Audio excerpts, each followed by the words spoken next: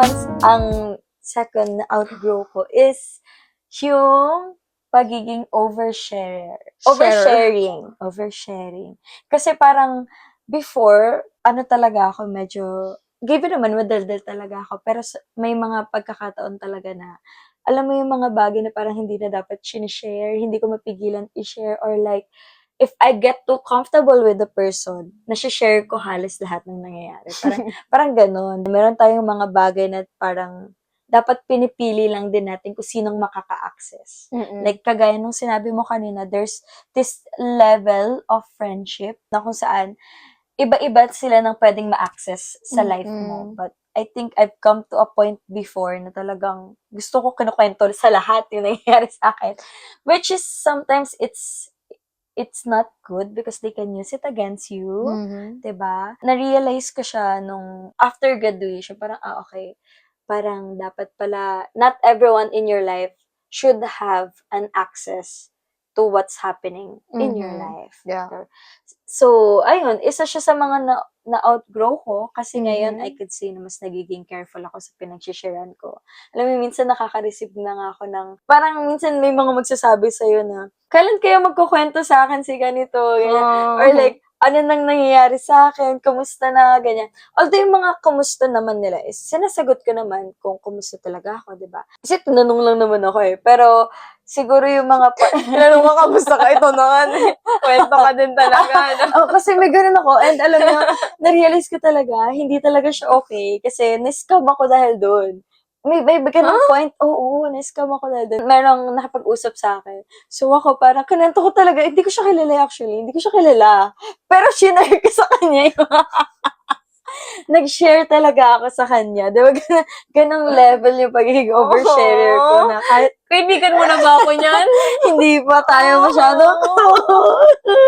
Sumendan lang ako.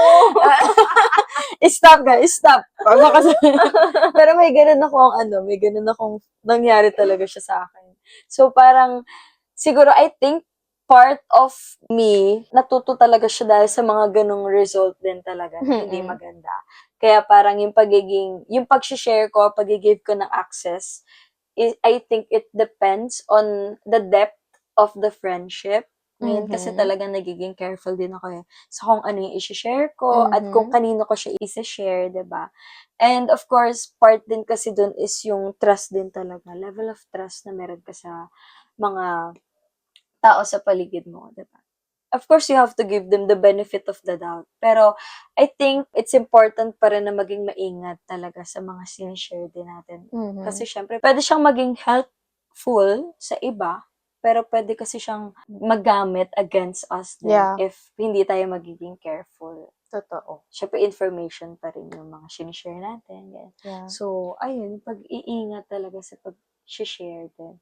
Yeah, that's true. I think part din kasi ng growing up, yung yung alam mo na kung kailan, papaano, kung ano lang yung dapat mong i-share. Yes. Kasi kagaya nga ng sinabi mo, they can use it against you.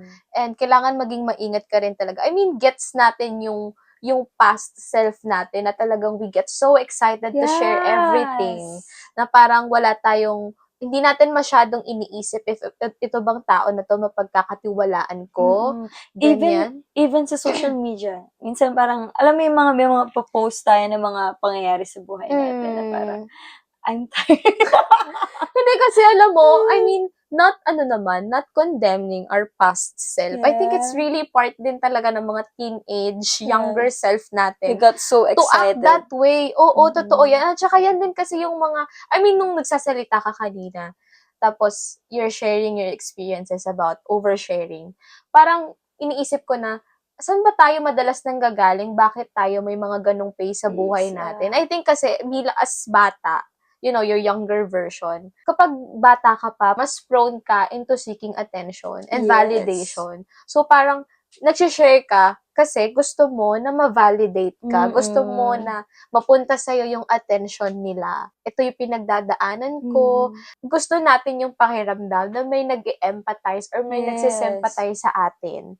So, I think that's one of the reason. Isa yun sa mga pinanggagalingan natin bakit tayo madalas na nag-overshare. Yes. Pero now kasi na, alam mo yun, pag nagmamature ka na, as time goes by, marirealize mo na, I don't need to seek validation from other people. As long as I have, kahit isang tao nga lang na alam mo mapagkakatiwalaan mo. Kapag alam mo That's na, enough. kapag alam mo na talaga yung core mo, when you already know sino yung mga taong para sa'yo, yung mga core mo talaga, who's your people, Yes. I think, yun na, doon pa lang sapat na yun Hindi na Mm. kailangan na parang i-share mo pa siya sa madaming Sa tao. Yes. This time, mas nag-iingat ka na. Na-navigate mo na na, okay. Kagaya nga nun, diba? Na natutunan mo na, hindi pala dapat lahat sinishare kasi na-experience mo na kung papaano ginamit against you yung mga sinabi mo sa kanila. Totoo. Tsaka I think it's important also na piliin mo talaga yung person mo. Kasi di ba minsan, the more na maraming nakakaalam ng nangyayari sa'yo, the more na marami kang opinion na maririnig. So, mas nagiging confusing. Ano ba dapat decision gagawin ko? Kasi ito yung sabi ni ganito, ito yung sabi ni... Sometimes kasi, or before kasi, we seek respond na gusto lang nating marinig. Kaya nag-share tayo sa iba't ibang tao. Parang naghahanap tayo ng mag-a-agree doon sa gusto nating sabihin or para maramdaman natin yung satisfaction na, sabi, nag-agree siya sa akin, ganyan, ganito, ganyan. Kung mapapansin mo, magkakadugtong lang talaga siya, no? Yung Yes. mga natin, yung mga behaviors natin. Like, halimbawa, as a kid, then we want to seek validation talaga. So, ang tendency talaga, nag-overshare ka. Pero once you overcome it in your 20s, you will realize, hindi pala kailangan ganun. Yeah. So, yeah, I think that's a good, realization and learnings for you and for me as well. Yes. It's more peaceful Yeah, when totoo. onti Kasi, lang nakakaalam. dumating din ako sa point na naging oversharer ako up until hindi na ako nagsishare. Oo, parang i-share ko na lang siya kapag tapos na. Dumating ako sa point na yun. Kasi nga na-realize ko din na sometimes, kailangan mo talagang piliin yung mga taong pagsasabihan mo. Yes, Kasi agree. totoo yun, they can use it against you. Or parang, pag-share mo yun sa kanila, iba yung effect. Hindi naman makakatulong for the both of you. Yes. So, parang ako, salamat na lang din sa Lord kasi He's helping and guiding me all throughout. So, parang, kahit na, nung mga time na madalas akong parang sinasarili ko siya, at some point, nagpapatuloy ka pa din kasi may guidance ka pa rin ng Lord. Yeah, so that's good. Third entry. Hinuli ko talaga to, babe. Kasi ito yung pangmalakasan Ito yung parang my younger self would really parang could never. I mean, my future self or my present self could never na parang, ba't ganyan ka? Yan. Ginawa ko yan. Ganon. Hindi rin ako makapaniwala na meron akong ganitong mindset. Ano yan? Ayun na nga. So, third in our list, mga bagay na na-outgrow ko. Thank God na na-outgrow ko. It's the I can fix him mindset. Ganon. What's that? Parang hindi mo naman. I can fix him mindset. Na parang may nakikita kang red flags. Parang in simple words, may nakikita kang red flags sa isang tao. But yung red flag na yon, it really doesn't parang overpower the personality of the person, the whole personality of the person. It's just meron kang sa spot na something na parang red flags, ganyan, na parang hindi mo siya pinapansin. I mean, hindi naman sa pinapansin at all or parang hindi mo siya kino-consider kasi you thought kapag nakausap mo siya or parang once you have the relationship with that person, kaya mo siyang baguhin. I mean, kaya mo siyang ayusin. Ikaw mismo yung mag-aayos sa tao na yun. Yung Si gano'n. Lord ka. Si Lord ka ba? Ay, gano'n. Past self nga Younger self. Ito yung mga times na parang sobrang savior, wow, hero. Yeah.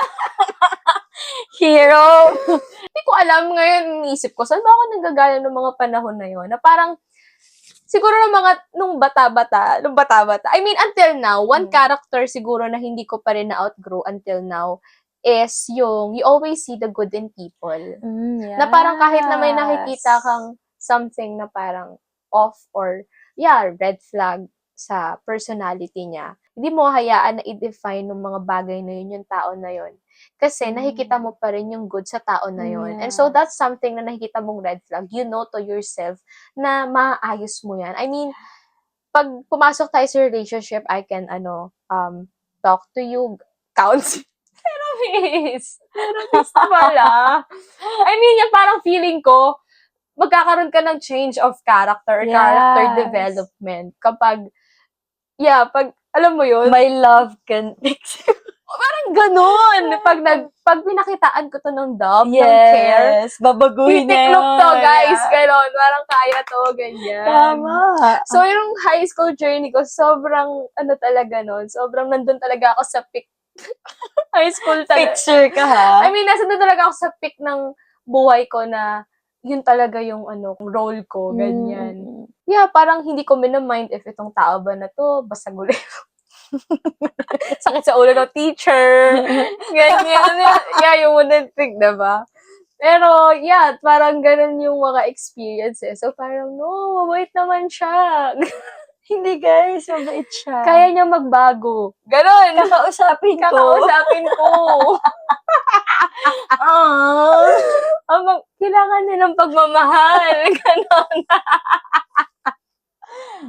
Ako na. Which is, alam mo, later on, na-realize ko, mali. Ba't ganun? Hindi ko siya kaya. Hindi talaga, guys. Hindi talaga natin maayos ang tao. And it's not our responsibility as well to heal other people. Yes. So, pag ganun kasi tayo, we're just making things complicated. Kasi unang-una sa lahat, hindi tayo ang makakapagtayo sa isang tao.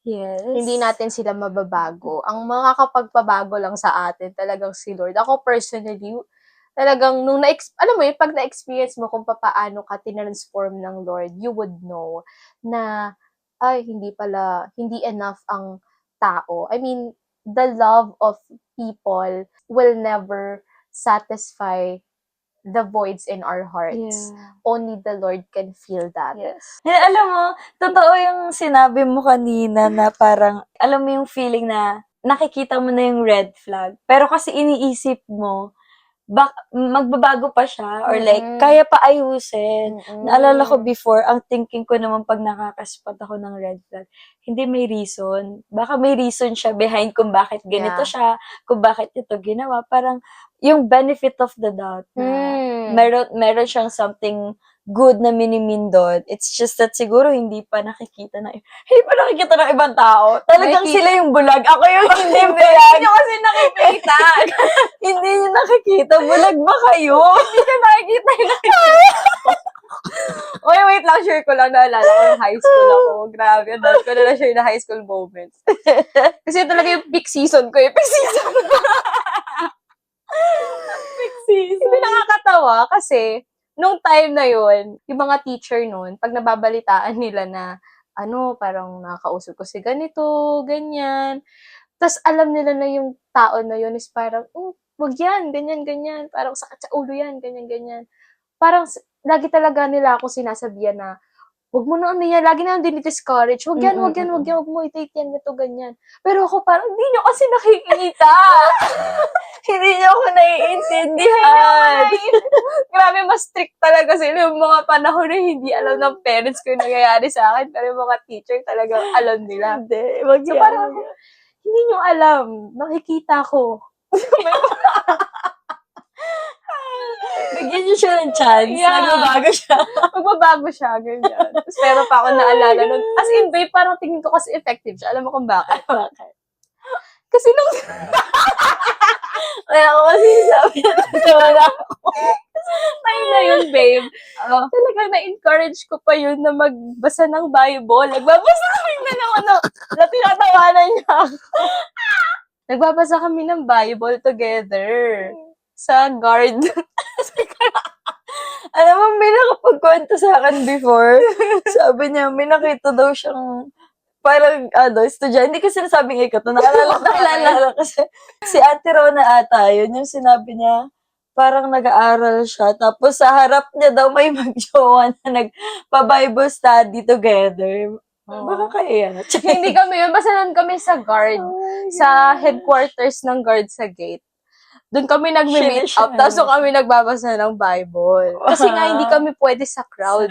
Yeah. Kasi nga, even sa school, tago kami.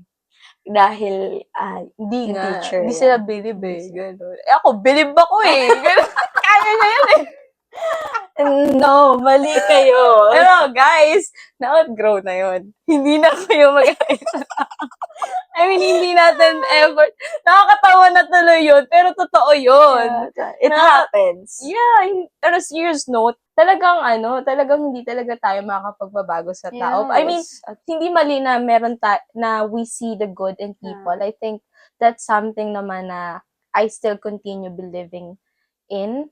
Pero yung effort and yung thinking na, hindi, ako bala dito, ganyan. Parang, yung mindset mo is hindi na parang surrendered. It's more of like a selfish act na, hindi, ako ang Kaya ko to. ganyan. End up, nag-entertain ka na nag-entertain ng mga guy na hindi pa healed, Yeah. ganyan. Parang ikaw, okay lang sa'yo yun. And then, I realized na hindi pala yun okay talaga. Kasi kailangan mong bigyan ng time yung isang tao talaga to fully heal. Yes. Hindi mo responsibility yung healing ng isang tao.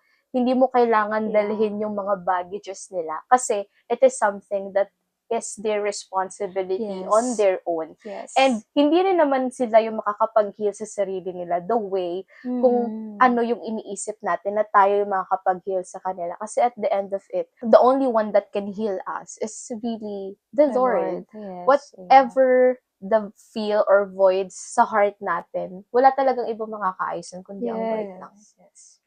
Alam mo, na-realize ko, we tend to ignore the red flags because we see the potential. Yeah. Pero the potential will just be a potential if we don't surrender. Kasi hindi naman talaga natin kaya na parang i-transform into something new itong tao na to because we don't have the capacity. Kasi kahit tayo, we are perfectly imperfect. And the only reason kung bakit tayo na-transform or kung bakit nagkaroon tayo ng kakayanan na malet go yung mga hindi maayos na character natin. It's because first we accept the Lord and then we surrender. Yeah. Pero on our own, hindi talaga natin. Kagaya nga nung last episode natin, di ba, nabanggit mo na a relationship is composed of two healthy individuals. Yes. So, kailangan talaga ipapasok tayo sa relationship, complete and whole tayo. Yes. We should never expect someone to heal us or parang compensate kung ano man yung nagawa or brokenness natin in the past. Kailangan i-make sure talaga natin na healed tayo. And I think that's what I really learned and applied. And that's something na nagpapasalamat ako sa Lord kasi tinuruan niya ako to surrender. And I think that's one of my act of love talaga, to surrender. Kasi alam ko sa sarili ko na if ipipilit ko yung tao sa buhay ko na alam ko, like halimbawa, both kami hindi pa healed, walang mangyayari. I mean, the effort, masasayang lang yung time ninyo pareho. Pero, kaya mo siya isusurrender sa Lord kasi alam mo na si Lord talaga yung mas may capacity to heal the both of you. So, parang, I think, mas mapapakita natin yung care and concern natin sa isang tao kapag talagang, alam mo yun, sinurrender mo muna sila sa Lord. Yes. And tandaan nyo guys, hurt people.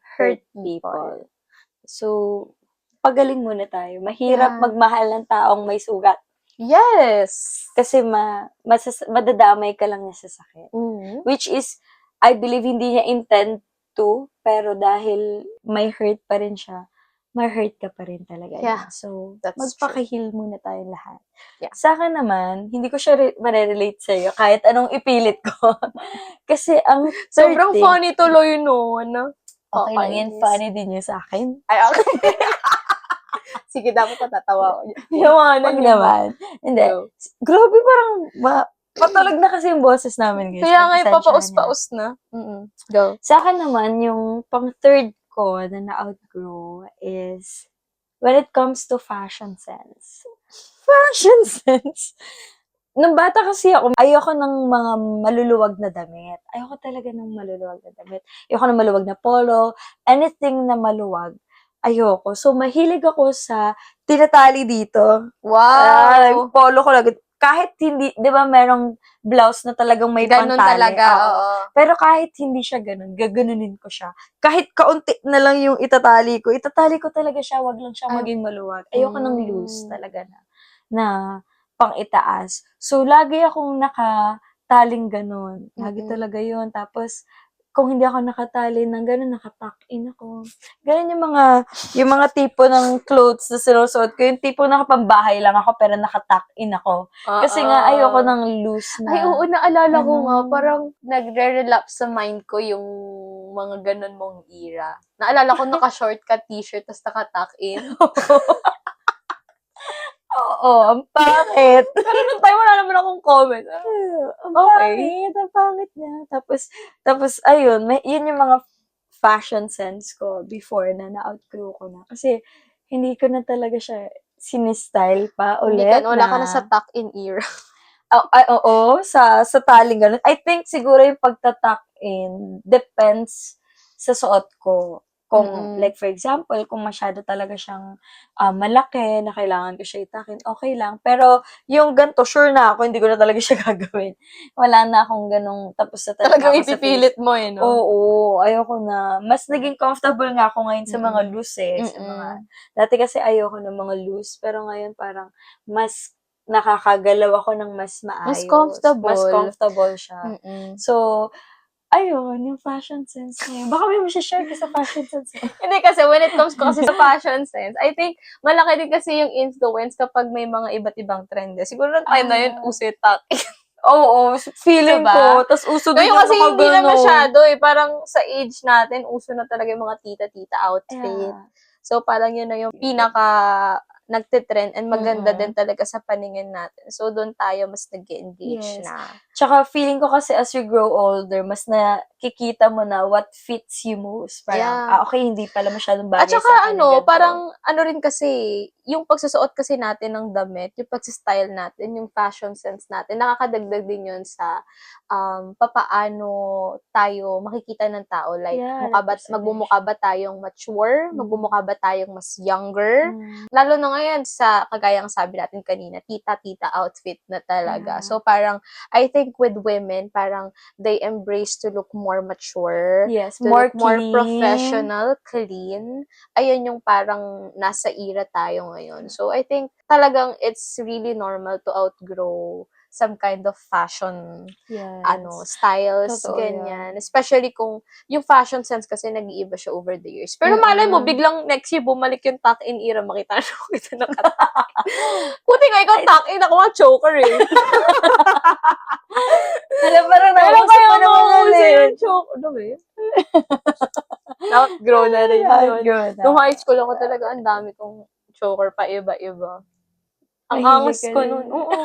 Angas ko nun. nun. Alam mo, napansin ko yung mga kabataan ngayon, wala na silang mga Jaja era. Parang high school pa lang sila, alam na nila yung clean look, yung tita fit, sa parang, Light you know makeup. what? Nung 13 years old ako, hindi ganyan Hindi itsura ko, talaga. Huwag nyo na akong i-stock sa mga dati kong FB, Oh my gosh, Hindi ako speaking yun. of that, nakapaskil sa office yung picture ko ng Grabe. Tapos yung mga post na, yes, it's like, nga.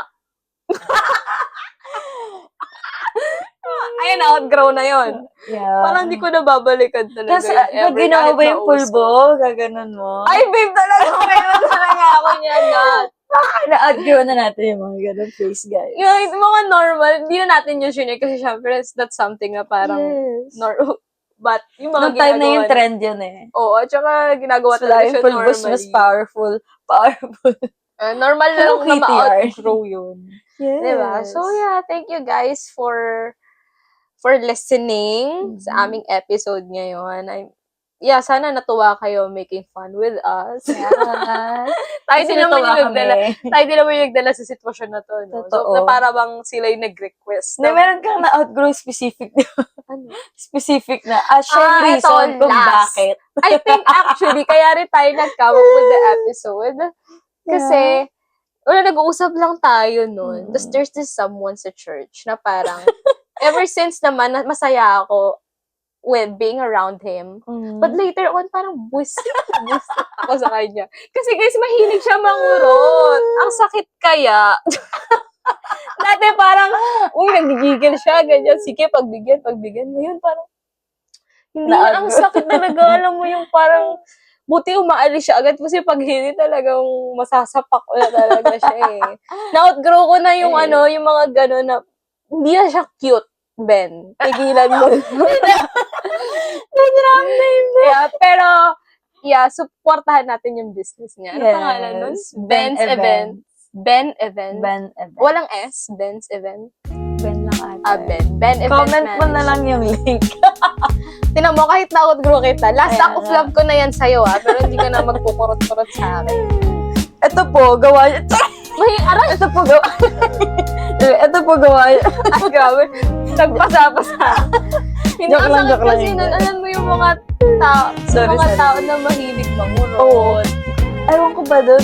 Siguro regalo natin siya ng plushie. Oo, ginagawa tayong hindi na ipapasok ko yan sa tolerating toxic relationship. Na disrespect. Nagpaalam ka ba? Nakukurot ka? Bakit siya naging toxic? Kinukurot ako sa ako lagi. Nakukurot ako lagi. Uy, hindi to galing sa kanya. Sa iba to. I mean, ano to, taro. Pinabawas sila.